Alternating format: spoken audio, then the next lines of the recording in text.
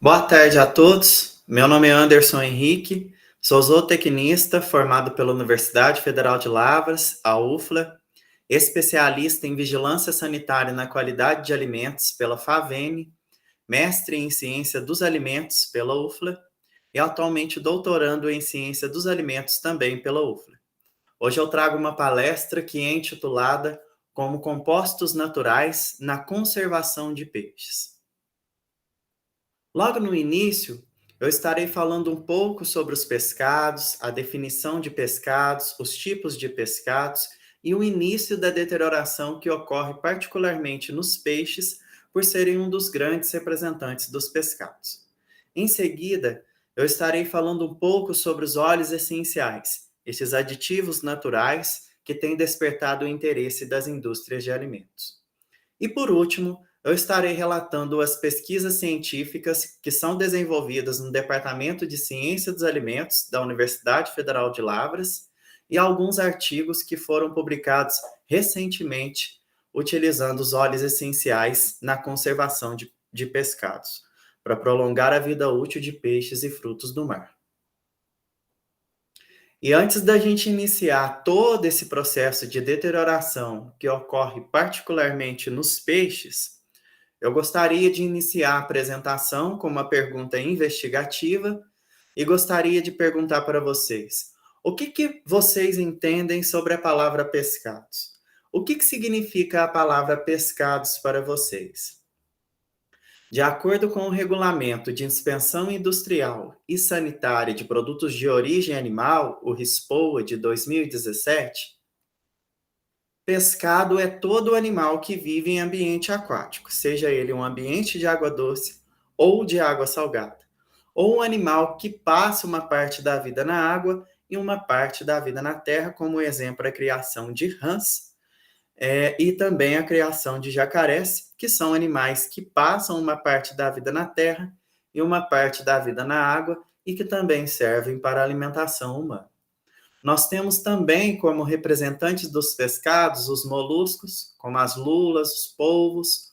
Nós temos os crustáceos, como os siris, os caranguejos, as lagostas, os camarões. Nós temos os equinodermos, como a estrela do mar, o ouriço do mar. Nós temos os bivalves, que são aqueles que possuem duas valvas, representado pelas ostras, pelos mexilhões. E nós temos os grandes representantes dos pescados, na sua grande maioria, que são os peixes. E para a gente entender dessa deterioração que ocorre nos peixes, nós precisamos de saber que os peixes, eles são ricos em nutrientes. Quando eu falo em nutrientes, são elementos químicos como proteínas de alta digestibilidade, aminoácidos essenciais à saúde humana, minerais como ferro, cálcio, fósforo, vitaminas hidro e lipossolúveis, ácidos graxos poliinsaturados de cadeia longa da série ômega 3, que atua na prevenção de doenças cardiovasculares e em processos inflamatórios. Enfim, o peixe ele é um alimento rico em nutrientes para a saúde humana. E esses nutrientes eles vão servir de alimento também para os micro-organismos, sejam eles bactérias, fungos e outros micro-organismos que têm a capacidade de afetar a qualidade dos pescados, dos peixes particularmente, e de diminuir o seu frescor microbiológico. A composição química da carne do peixe é muito diferente das outras espécies de animais que são utilizados para o abate, como os suínos, as aves e os bovinos. Nós conseguimos observar aqui uma abundância de músculos brancos com segmentos relativamente curtos. Esse músculo ele é um ambiente estéril, ele tem características físicas de barreira muito similar à pele, porém com menor barreira física de proteção. Aqui na pele do peixe, o peixe ele é um animal que tem glândulas que secretam uma grande quantidade de muco.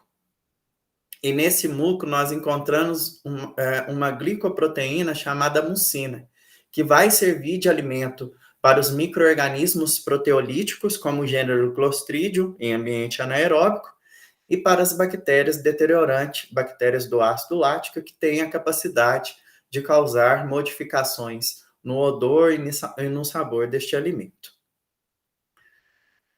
Uma outra característica dos peixes é que eles apresentam um rigor mortis muito mais rápido quando comparado às outras espécies que são utilizadas para o abate, o que torna esta carne um alimento altamente perecível.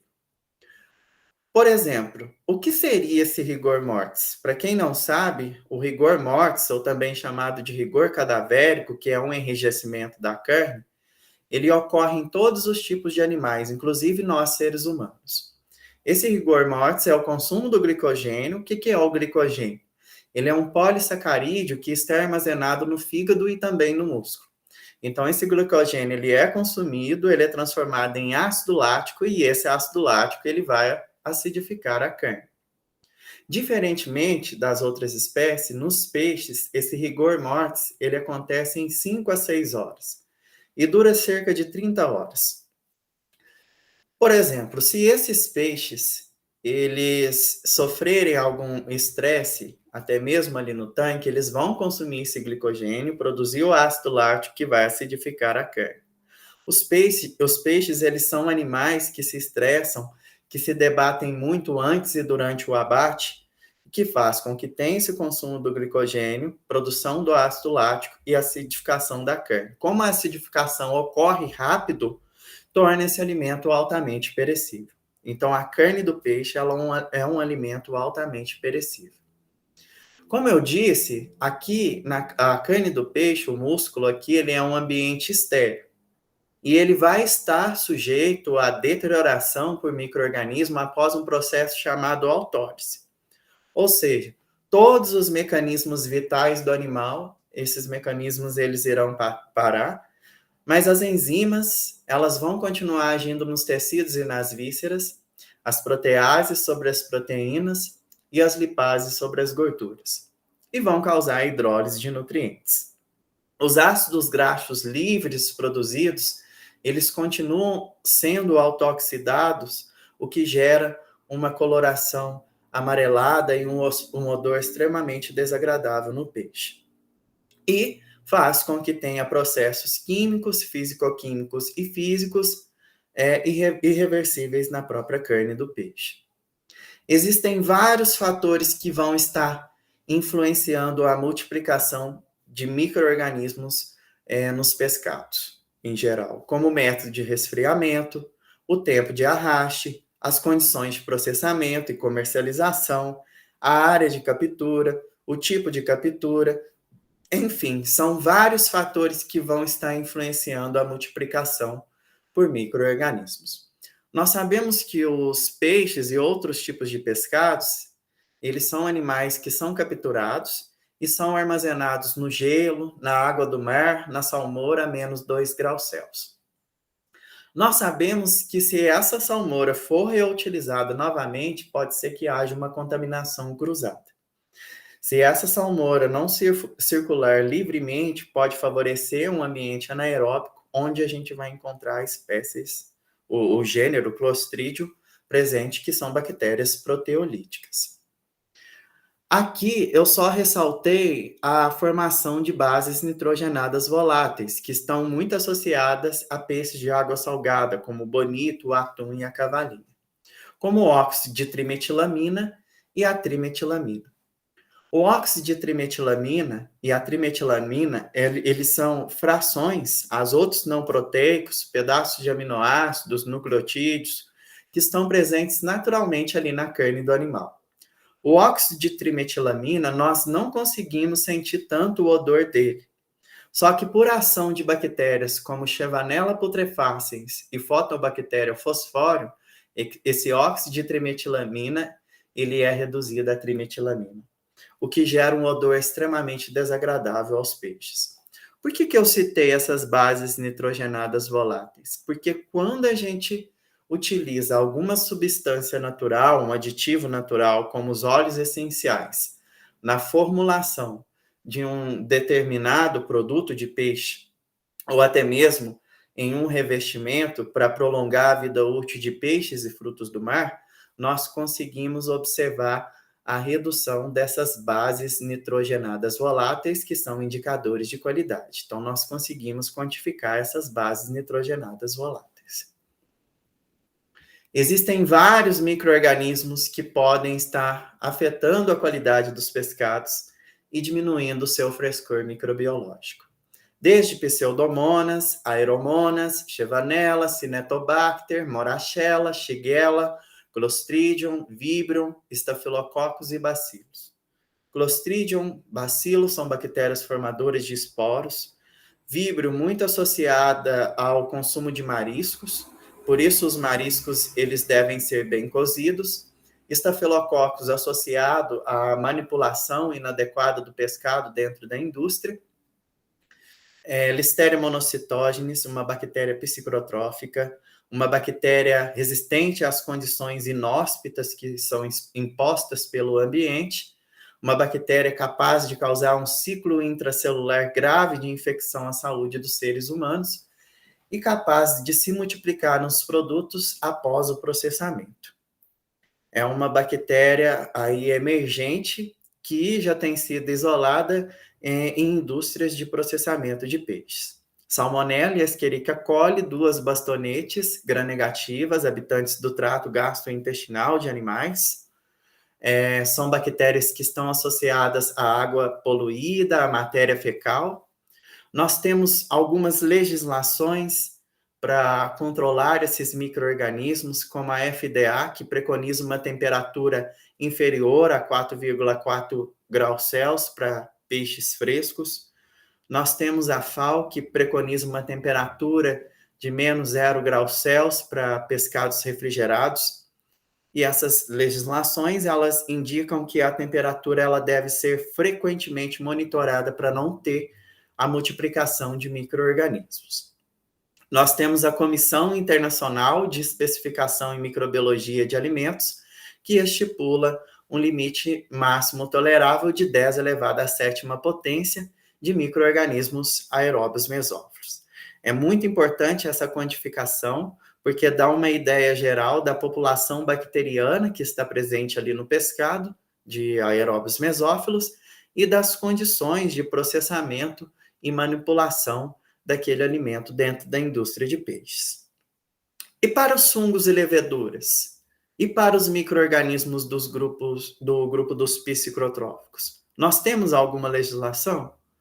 Não temos, mas apesar disto, existem alguns trabalhos demonstrando que os fungos e leveduras eles têm a capacidade de diminuir a vida útil do pescado refrigerado, e os micro-organismos do grupo dos psicrotróficos, eles têm a capacidade de produzir enzimas termossensíveis em ambiente refrigerado, como proteases, como lipases, que vão diminuir a sua vida útil. A gente não tem legislações, mas a gente tem vários trabalhos demonstrando que todos estes micro-organismos têm a capacidade de afetar a qualidade dos pescados e diminuir o seu frescor microbiológico. Nós temos a principal legislação, que é a Instrução Normativa de número 161, de 1º de julho de 2022, adotada pela Agência Nacional de Vigilância Sanitária, a Anvisa. E ela estabelece os padrões microbiológicos para vários tipos de alimentos, incluindo os pescados.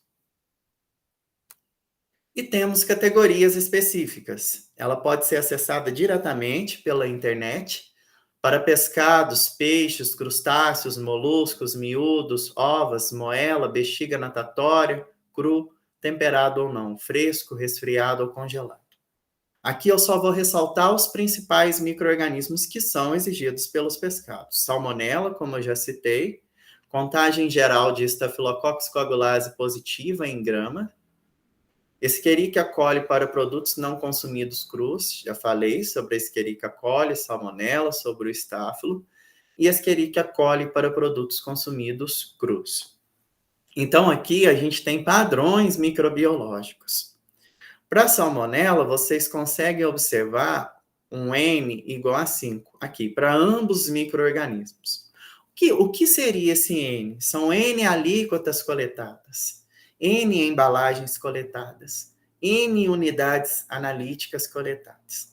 Então, vocês conseguem observar que para a salmonela, ela deve estar ausente em 25 gramas de amostra de peixe que foram coletadas. Para aqui a gente tem um ensaio qualitativo para salmonela, já para Staphylococcus coagulase positiva, nós já temos um ensaio quantitativo.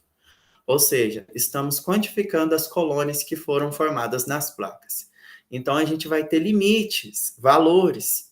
Então, a gente tem um N igual a 5 para Staphylococcus coagulase positiva. Nós temos um Mzinho. O que seria o Mzinho? Padrão microbiológico para aquele dado micro-organismo naquele dado alimento. O padrão para contagem de Staphylococcus coagulase positiva é de 10 a 2. E o meu Mzão, que é o meu limite máximo tolerável, ele é de 10 a 3. Por que eu estou focando aqui no Staphylococcus coagulase positiva em peixes e a sua importância? Por quê? Porque se a gente tem uma população de 10 elevado à quinta potência ou 10 elevado à oitava potência, e todas as colônias que eu coletei foram capazes de desenvolverem a coagulase, significa que as espécies de estafilococos que estão aqui nessa contagem geral podem ter genes para a produção de enterotoxinas que podem gerar um quadro de toxinose à saúde humana. Já tem vários estudos demonstrando isso e os problemas que o estafilococcus ele pode causar aí à saúde humana.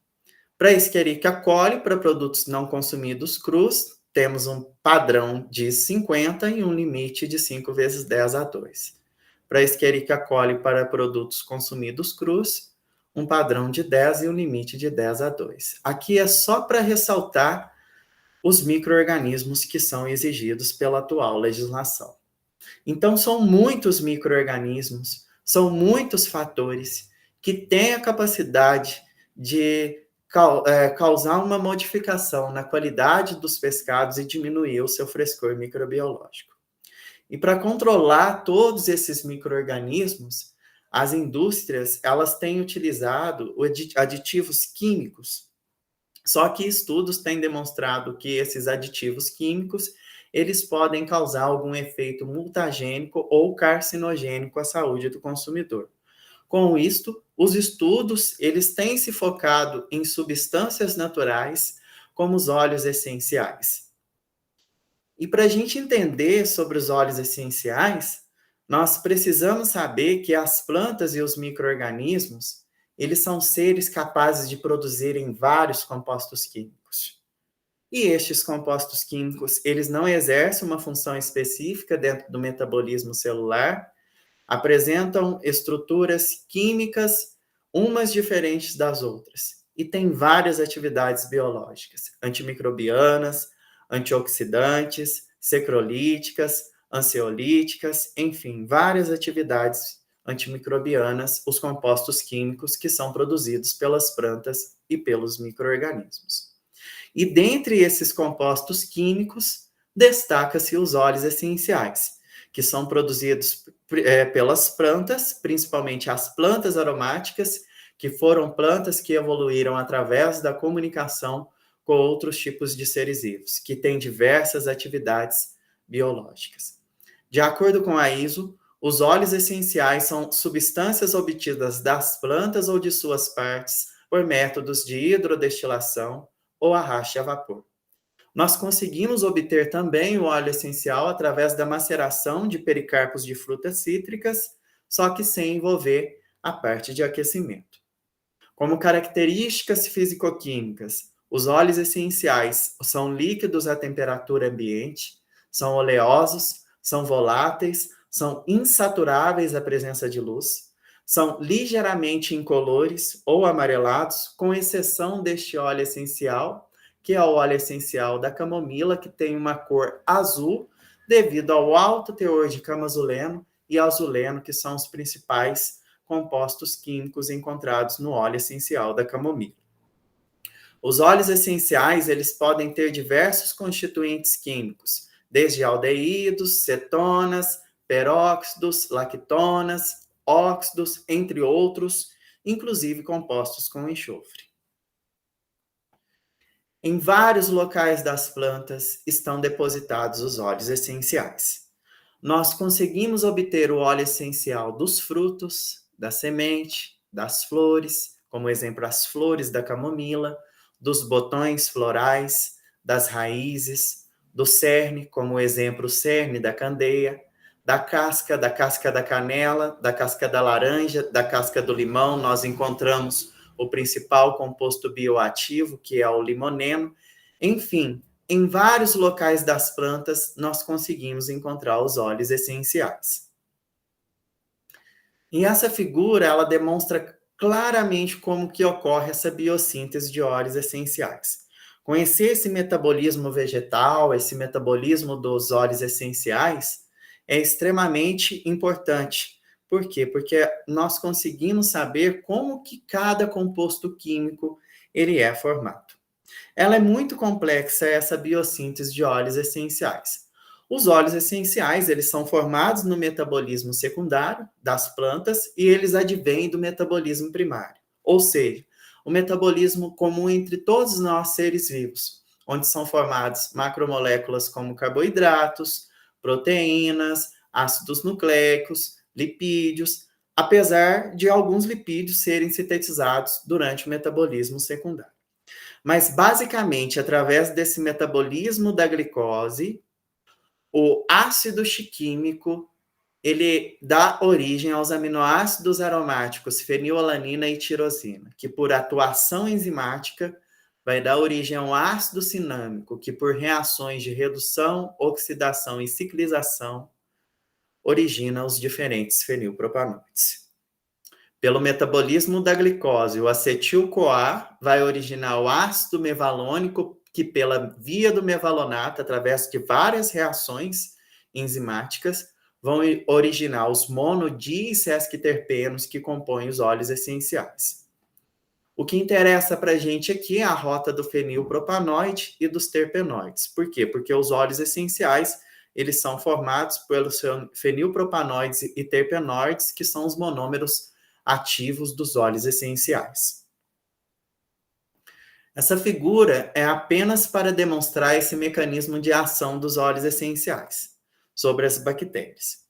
O principal alvo dos óleos essenciais é a membrana citoplasmática. Os óleos essenciais, eles vão permear essa membrana citoplasmática, vão causar uma desestruturação, vão chegar até o conteúdo celular ou citossol, irão causar um extravasamento de íons e metabólitos celulares, consequentemente, a célula perde energia e morre. E este é o básico da ação dos óleos essenciais nas células bacterianas.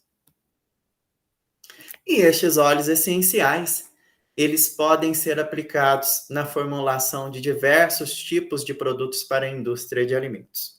Aqui nós temos alguns produtos que levam em sua composição a carne do peixe e que já foram desenvolvidos pela planta piloto de processamento de pescados da UFLA. Nós temos o hambúrguer, nós temos o bolinho, nós temos o quibe, a salsicha, a mortadela, o apresuntado, o óleo, o patê e a farinha de peixe. Ambos podem levar na sua composição os óleos essenciais. Esse daqui é o embutido que eu trabalhei na minha dissertação.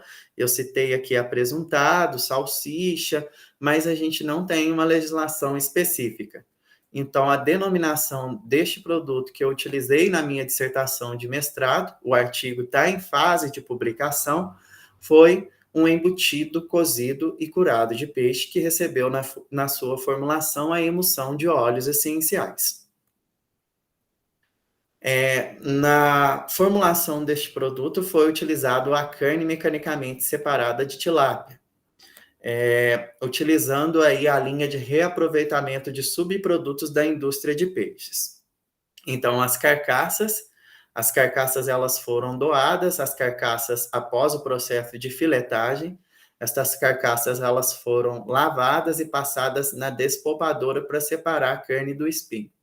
E essa massa cárnea foi utilizada no meu produto com o intuito de utilizar essa linha de reaproveitamento de subprodutos. Por quê? Porque muitas vezes esses subprodutos provenientes das indústrias de peixes quando sem tratamento, podem chegar até os rios e solo, o que pode aumentar a contaminação ambiental. Então, um dos destinos é utilizar a carne mecanicamente separada de tilápia, com o intuito de utilizar um produto saudável, nutritivo e que leve na sua composição a emulsão de óleos essenciais na substituição parcial ou total de aditivos químicos que são adicionados nos embutidos na indústria de alimentos. A primeira parte do experimento foi a determinação da concentração mínima bactericida dos óleos essenciais. Os óleos essenciais escolhidos foi o óleo essencial de orégano, coentro, alho e cravo. O óleo essencial de alho, coentro, o óleo essencial de alho, orégano, coentro e cravo da Índia tiveram as suas concentrações determinadas, que foram de 2, 1, 1 e 0,5%, respectivamente. Através dessas concentrações mínimas bactericidas, utilizando um delineamento composto central rotacional, foram gerados 27 ensaios, 27 misturas de óleos essenciais. Aqui a gente tem os 4 óleos essenciais que foram utilizados e o total de cada mistura. Todas as misturas, elas tiveram um excelente efeito antimicrobiano in vitro. E foi escolhido o ensaio 10, contendo 0,16% de orégano, 0,05% de coentro, 0,14% de alho e 0,03% de cravo, visando minimizar os aspectos sensoriais causados pelos óleos essenciais e aumentar a ação antimicrobiana dos óleos essenciais.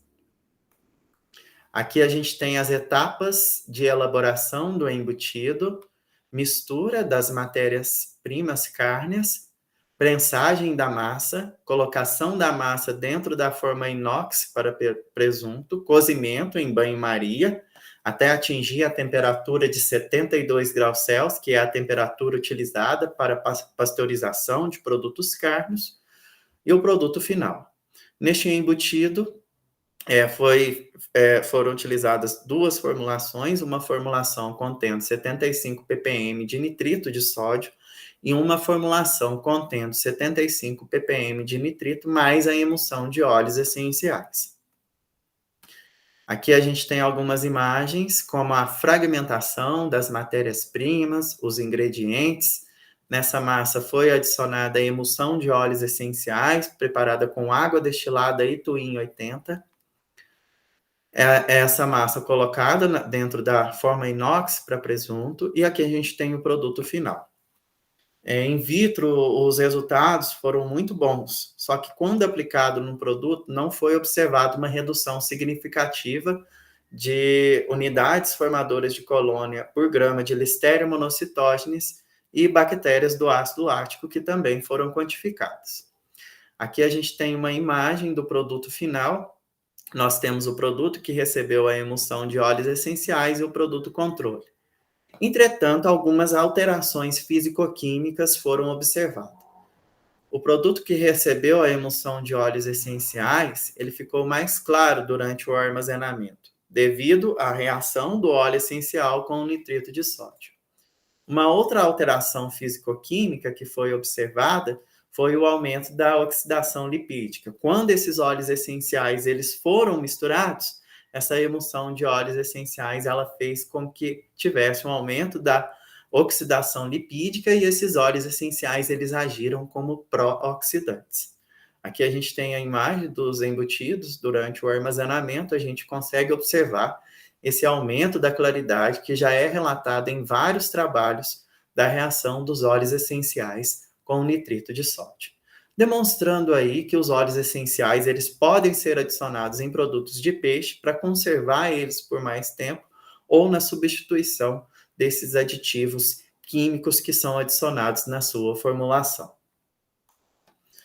Agora eu vou demonstrar alguns artigos, demonstrar esse artigo e citar alguns que utilizaram os óleos essenciais na conservação de peixes. Este artigo ele foi publicado em 2023, perdão. Ele utilizou os efeitos de revestimento de nanoquitosana incorporados com óleo essencial livre e nanoencapsulado de Golpar, Heracleum persicum, nas características de qualidade e segurança da truta arco-íris.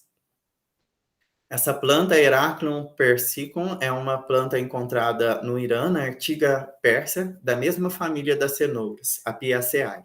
É uma planta herbácea. Este óleo essencial ele foi obtido das sementes de Heracleum persicum. E o que a gente consegue observar? Aqui eu só retirei a análise de componentes principais. Vocês conseguem observar que utilizou outro tipo de substância natural, como a quitosana. A quitosana ela é uma substância natural, biodegradável, atóxico, renovável, acessível e de alta biossegurança, que tem muitos trabalhos demonstrando a sua combinação com óleos essenciais, tem um excelente efeito antioxidante e antimicrobiano em produtos carnos. Então, aqui, pela análise de componentes principais, vocês conseguem observar que ela corrobora observações para correlacionar o revestimento de nanoquitosana com o óleo essencial livre e nanoencapsulado.